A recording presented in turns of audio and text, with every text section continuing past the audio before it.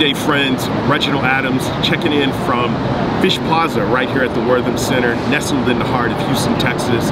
And we are at the front of the opening of the Wreckers, which is a new opera provided by Houston Grand Opera.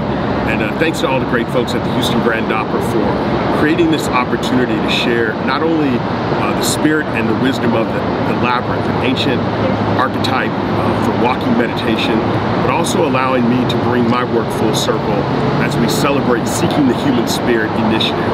In 2018, we were honored to take a team of high school students to Pesaro, Italy, to celebrate the Rossini Opera Festival in support of the Houston Grand Opera.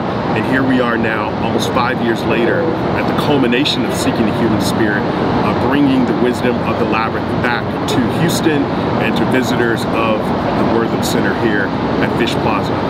So I want to thank everybody who came out tonight. I want to thank my assistant, Mr. Ellis Owens, and all the folks at the HGO Community Outreach for their support of public art, their support of the Labyrinth, and also for bringing these types of sacred spaces to ordinary places in and around Houston. This is Reginald Adams signing out, wishing you peace and love. Thank you.